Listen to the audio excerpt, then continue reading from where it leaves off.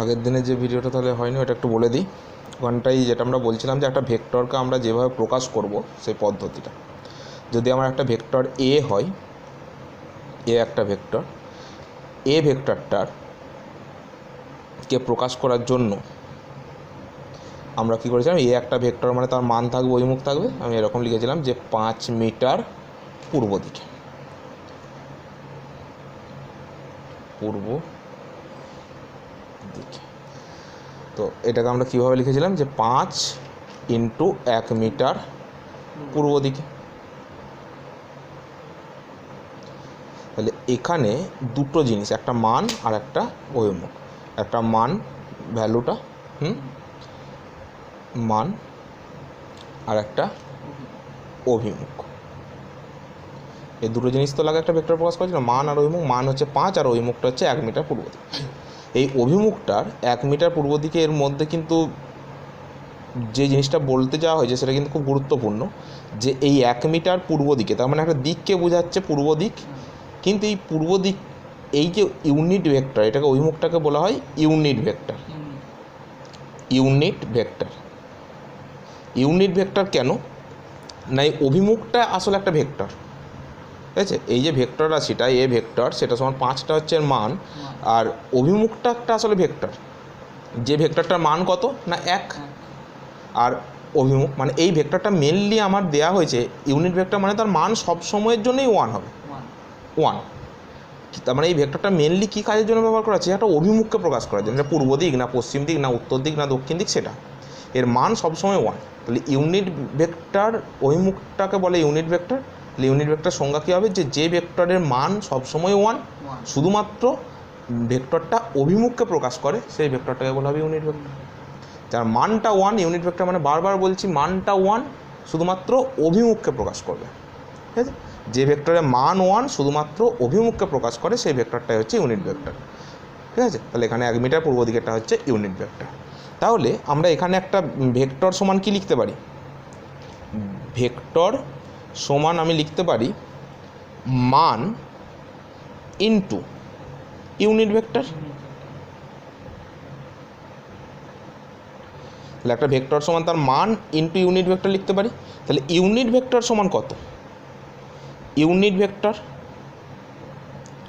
সমান vector by মানটা, ঠিক আছে? এই ভেক্টর বাই মানটাকে বলা হয় ইউনিট ভেক্টর। তো এই যে ভেক্টরটাকে আমরা এ চিহ্ন দিয়ে লিখেছি, এই যে এটা ভেক্টর।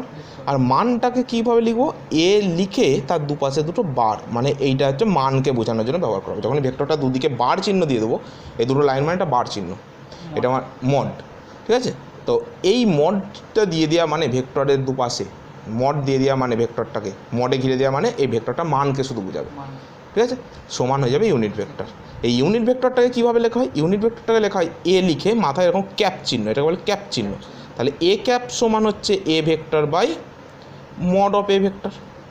এটা আমাদের একটা সূত্র হয়ে গেল। ইউনিট ভেক্টর বার করার সূত্র কি না, সেই ভেক্টরটা বাই তার মানটা, ঠিক আছে? করলে ইউনিট ভেক্টর বেরিয়ে যাবে। তো এইটাকে অনেক সময় কী লেখা হয় না, A vector by mod of A vector না লিখে শুধু এও লিখা যেতে পারে। মডটা না দিলে মড আর ভেক্টর চিহ্নটা দেওয়া চলবে না, শুধু এ অথবা মড অফ এ ভেক্টর, যে কোনো একটা লিখলেই হবে, দুটো একই জিনিস। তাহলে এ ক্যাপ সমান এ ভেক্টর বাই এ বা মড অফ এ, ঠিক আছে? এটা ইউনিট ভেক্টর বেরিয়ে গেল। তারপর কি বলেছিলাম ওখানে, যে ভেক্টরকে আমরা কতগুলো ভাবে ভাগ করেছিলাম, যেমন হচ্ছে সমান ভেক্টর, সমান ভেক্টর বা equal vector, equal vector. Equal ভেক্টরটা কি বলছি, যে একটা ভেক্টরকে আমরা এইভাবে প্রকাশ করলাম, এইটা আমি বললাম একটা ভেক্টর এ, ঠিক আছে? এই ভেক্টরটার, এটা এ ভেক্টর চিহ্ন দিয়ে প্রকাশ করলাম, এটা চিহ্নটা। আর এই যে ভেক্টরটা হলো, এই ভেক্টরটার এই যে বাহুটার যা দৈর্ঘ্য সেটা হচ্ছে এই ভেক্টরের মানটাকে বোঝাবে, আর এই যে তীর চিহ্নটা মানে যে দিকে সেটা হচ্ছে তার ডিরেকশানকে বোঝাবে। তার মানে এই ভেক্টরটা কোন দিকে কাজ করছে, পূর্ব দিকে। যদি এই ভেক্টরটাকে আমি এই দিকে করতাম, ঠিক আছে, এই ভেক্টরটা ধর আমি বললাম একটা বি ভেক্টর, যেটা এইদিকে, কারণ এই ভেক্টরটা কোন দিকে কাজ করছে, উত্তর দিকে। কিন্তু এই চিহ্নটা উত্তর দিক হবে না, কিন্তু এইটা সবসময় একটা ভেক্টর বোঝানোর জন্য এর মাথায় যে চিহ্নটা হবে এটা সবসময় এইভাবে পাশাপাশি, ঠিক আছে? আর এই দিকে করে দিয়েছি মানে কি এই ভেক্টরটা উত্তর দিকে কাজ করছে, আর এর যে দৈর্ঘ্যটা সেটা হচ্ছে এই ভেক্টরটার মান। তাহলে সমান ভেক্টর কাদিকে বলবো, বলছে যে এ একটা ভেক্টর এ আর এ একটা ভেক্টর নিলাম আমি সি। আচ্ছা, এখানে কতগুলো আমি ভেক্টর আগে নিয়ে নিই, সেট অফ ভেক্টর, অনেকগুলো ভেক্টর নিয়ে নিই। হ্যাঁ, এ ভেক্টর নিয়েছি, বি ভেক্টর নিয়েছি, সি ভেক্টর নিয়েছি, এই দিকে একটা ভেক্টর ধর, এটা হচ্ছে আমি ডি ভেক্টর বললাম, ঠিক আছে। এই দিকে একটা ভেক্টর বললাম, এটা ই ভেক্টর। এই দিকে একটা ভেক্টর বললাম, এটা এফ ভেক্টর। এই দিকে একটা ভেক্টর বললাম যেটা হচ্ছে জি ভেক্টর, ঠিক আছে। এই দিকে একটা ভেক্টর বললাম যেটা হচ্ছে এই বরাবর, এই দিকে একটা ভেক্টর বললাম যেটা হচ্ছে এইচ ভেক্টর। এরকম এখানে আমি সেট অফ ভেক্টর নিয়েছি, কিছু ভেক্টরকে নিয়েছি আমরা সেট। এই ভেক্টরগুলোর মধ্যে কারা ইকুয়াল ভেক্টর হবে, এই এ আর সি হয়ে যাবে ইকুয়াল ভেক্টর। কেন এ আর সি ইকুয়াল ভেক্টর হলো, এখানে ইকুয়াল ভেক্টর হচ্ছে এ ভেক্টর আর হচ্ছে সি ভেক্টর ইকুয়াল ভেক্টর। কেন, তার কারণ হচ্ছে এ ভেক্টরটা যা দৈর্ঘ্য দেখ সি ভেক্টরটারও সেম দৈর্ঘ্যই আমি করেছি। এটা দেখে বোঝা যাবে না, এটা আমি ধরে নিচ্ছি এর দৈর্ঘ্য যায় এর দৈর্ঘ্য সেম। তাহলে এর মান সমান, ই পূর্ব দিকে কাজ করছে, ও পূর্ব দিকে কাজ করছে, ডিরেকশনও সেম। তার জন্য এই দুটো ভেক্টরকে বলা হবে ইকুয়াল ভেক্টর। তাহলে ইকুয়াল ভেক্টর কাদের বলা হবে, যে দুই বা ততোধিক ভেক্টরের যদি মান এবং অভিমুখ সমান হয় তখন সেই ভেক্টরগুলো করবে ইকুয়াল ভেক্টর, এ আর সি ইকুয়াল ভেক্টর। আবার দেখ এখানে এই ডিটার মানটা আর এইচের মানটা যদি সমান হয় তাহলে কি হবে, মানটা সমান আর ডিরেকশানও কি দুটো সমান তো আলাদা, মানে একই ডিরেকশানে কাজ করছে। তাহলে এই দুটোরও মান অভিমুখ সমান, তার মানে এখানে ডি ভেক্টর আর এইচ ভেক্টরও হয়ে যাবে আমার ইকুয়াল ভেক্টর। ঠিক হয়ে গেল ইকুয়াল ভেক্টর বা সমান ভেক্টর কি। এরপরে যেটা করতে হবে, এই দিকে লেখাটা অসুবিধা হচ্ছে, হাতটা বড্ড লেগে যাচ্ছে। এরপরে যেটা হবে সেটা হচ্ছে অপোজিট ভেক্টর। আচ্ছা, এই পাতাতেই করতে হবে কারণ এখানে ছবিগুলো আমার আঁকা আছে। অপোজিট ভেক্টর, এদের মধ্যে অপোজিট ভেক্টর কারা হবে, অপোজিট ভেক্টর। অপোজিট ভেক্টর কারা, অপোজিট ভেক্টর বলছে যে দুটো দুই বা ততোধিক ভেক্টরের মানটা সমান কিন্তু ডিরেকশনটা মানে অভিমুখটা আলাদা। আলাদা মানে কেমন আলাদা না, দুটো দুই বা ততোধিক ভেক্টরগুলো অভিমুখগুলো 180 ডিগ্রি হতে হবে। ঠিক আছে, যদি দুটো ভেক্টরের মান সমান হয় কিন্তু অভিমুখ 180 ডিগ্রি হয়, দুটি ভেক্টরের মধ্যে অভিমুখগুলো 180 ডিগ্রি অ্যাঙ্গেলে থাকে, তখন ভেক্টরগুলোকে বলবো অপোজিট ভেক্টর। ঠিক আছে, যে দুটো ভেক্টরের মান সমান কিন্তু অভিমুখ দুটো ভেক্টরের মধ্যকার কোন 180 ডিগ্রি হয় বলতে পারি, বা দুটো ভেক্টরের অভিমুখ পরস্পর বিপরীত হয়, তখন তাদের বলা হবে অপোজিট ভেক্টর। তাহলে সংজ্ঞাগুলো এখান থেকে লিখে নিতে হবে শুনে সংজ্ঞা। তাহলে অপোজিট ভেক্টর সংজ্ঞা কী হবে, অপোজিট ভেক্টর কিন্তু একসঙ্গে তিনটে ভেক্টর হতে পারবে না অপোজিট, কারণ তিনটে ভেক্টর যদি হয়, একটা ভেক্টর ধর এই দিকে কাজ করছে, আর একটা ভেক্টর এই দিকে করলে আর একটা এই দিকে করলি, তখন তো এই দুটো ইকুয়াল হয়ে যাবে। তাহলে অপোজিট ভেক্টর মানে সবসময় দুটো ভেক্টর হতে হবে। ঠিক আছে, যদি দুটো ভেক্টরের মান সমান হয় কিন্তু ভেক্টর দুটোর মধ্যকার কোণ 180 ডিগ্রি হয় বা ভেক্টর দুটোর অভিমুখ পরস্পর বিপরীত হয়, তখন ওই ভেক্টরগুলিকে বলা হবে অপোজিট ভেক্টর। তাহলে এখান থেকে খুঁজে বার করে দেখিনি অপোজিট ভেক্টর আছে কিনা দেখি। অপোজিট ভেক্টর দেখ আছে, কোনটা কোনটা বলতো, এই ই আর এইচ, এইচ আর ই দেখ, এই সরি জি আর ই, ই এর যা মান জি এর মানও তাই, আর এইটা পূর্ব দিকে কাজ করছে, এটা পশ্চিম দিকে কাজ করছে। তাহলে এখানে অপোজিট ভেক্টর কে কে আছে না, জি ভেক্টর আর ই ভেক্টর। জি ভেক্টর আর ই ভেক্টর হবে পরস্পর অপোজিট ভেক্টর। ঠিক আছে, অপোজিট ভেক্টর হয়ে গেল। এরপর যেটা হবে সেটা হচ্ছে একরেখীয় ভেক্টর। একরেখীয় ভেক্টর কারা, বলছে যে যদি ভেক্টরগুলোর মান আলাদা হতে পারে, অভিমুখগুলো যদি একই হয়, অথবা ভেক্টরগুলোর মধ্যে অভিমুখ বিপরীত হয়, এমন কতগুলো ভেক্টরকে আমরা বলবো একরেখীয় ভেক্টর বলবো।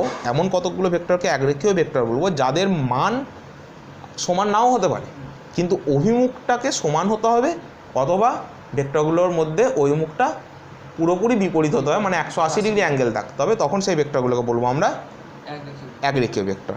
ঠিক আছে, তাহলে এখানে কোনটা কোনটা একরেখীয় ভেক্টর হবে, A C G F E, এরা একরেখীয় ভেক্টর হবে, কারণ এরা হয় পূর্ব দিকে কাজ করছে নাহলে পশ্চিম দিকে কাজ করছে ভেক্টরগুলো, মানে ওই মুখগুলো একই আছে অথবা 180 ডিগ্রি আছে, বিপরীত দিকে আছে। আর মান যাই হোক, মান আমার সমান হওয়ার প্রয়োজন নাই। তাহলে এক রেখীয় ভেক্টর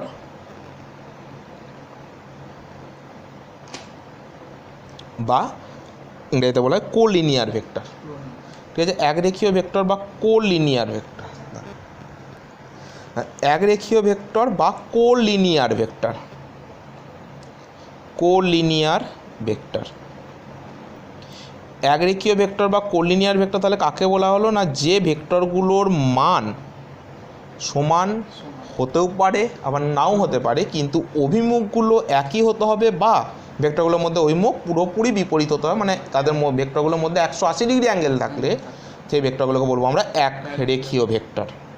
যেমন এখানে এক রেখীয় ভেক্টর কোনটা কোনটা হলো না, এখানে আমার অনেকগুলো ভেক্টরের সেট হচ্ছে এ, সি, জি, এফ, ই, এই ভেক্টরগুলো সব এক রেখীয় ভেক্টর, কারণ এদের অভিমুখগুলো হয় পূর্ব দিকে নাহলে পশ্চিম দিকে, মানে হয় একই দিকে আছে আর নাহলে পুরোপুরি 180 ডিগ্রি অ্যাঙ্গেল আছে অভিমুখগুলো, আর মানটা যা খুশি হতে পারে, মান দেখার আমার প্রয়োজন নেই।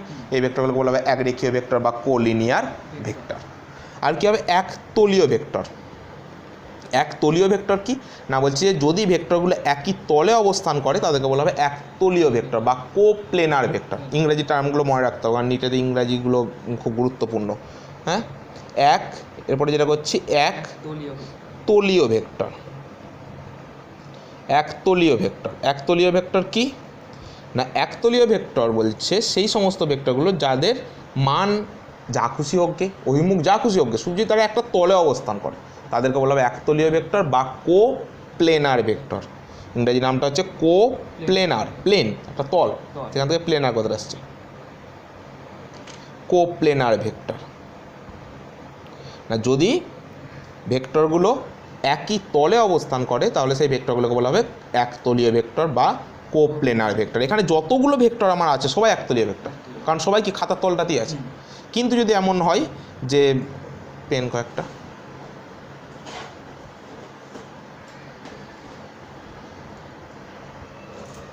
কিন্তু যদি এরকম হয় যে এইগুলো যদি পেনগুলো আমার ভেক্টর হয়, তাহলে এই যে চারটে পেন আছে, এই চারটে পেনই কী হবে কোপ্লেনার ভেক্টর, একটা খাতার তলে আছে। কিন্তু যদি এইটা এইভাবে উঠে থাকে, যদি এইটা এইভাবে উঠে থাকে তখন কি এই চারটে হবে, তখন কোপ্লেনার হয়ে যাবে এই তিনটে। এটা কিন্তু কোপ্লেনার নয়, তাই তো, এটা কোপ্লেনার নয়, এটা খাতার তল থেকে উপরের দিকে উঠে গেছে, কোপ্লেনার নয় কিন্তু আর, ঠিক আছে। আবার ধর এরকম করলাম, এরকম, এখানে কোনটা কোনটা কোপ্লেনার ভেক্টর, এটা যদি নাম দিই, এটা এ, এটা বি, এটা সি, এটা ডি, তাহলে কটা কোপ্লেনার ভেক্টর আছে বল দেখিনি, এ বি সি একটা কোপ্লেনার ভেক্টর, এই তিনটে। হ্যাঁ, আবার এর সঙ্গে ডি একটা কোপ্লেনার ভেক্টর, এদেরকে একটা তলে আনা যাবে। এরা এই বরাবর যদি আমি একটা তল কল্পনা করি, এই বরাবর, এই বরাবর, তাহলে কী হবে, এই যে আমার হাতটা যদি একটা তল হয়, আমার হাতের উপরে এই ভেক্টরটা থাকছে আর এই ভেক্টরটা থাকছে, কোপ্লেনার ভেক্টর। আবার এই দুটো একটা কোপ্লেনার ভেক্টর হবে, তাই তো, কারণ এই দুটো আমার হাতের তলে থেকে যাচ্ছে, এইটা আর এইটা। হ্যাঁ, আবার এইটাও একটা কোপ্লেনার ভেক্টর হয়ে যাবে। তাহলে চারটে সেট আছে এখানে কোপ্লেনার ভেক্টরে। হ্যাঁ, যে এই টোটাল এই তিনটে একটা কোপ্লেনার ভেক্টর একটা তলে আছে, এইটার সঙ্গে এটা একটা কোপ্লেনার ভেক্টর হবে, এটার সঙ্গে এটা একটা কোপ্লেনার ভেক্টর হবে, এটার সঙ্গে এটা একটা কোপ্লেনার ভেক্টর হবে। যখন এরা দুজন কোপ্লেনার ভেক্টর তখন এরা দুজন নয়, বেরিয়ে যাচ্ছে, এই তলটা থাকছে না। যখন এই তলটাকে ধরবো তখন এইটা বেরিয়ে যাচ্ছে, যখন এইটাকে ধরবো তখন এই দুটো বেরিয়ে যাচ্ছে, ঠিক আছে। হচ্ছে কোপ্লেনার ভেক্টর হয়ে গেল ভেক্টর।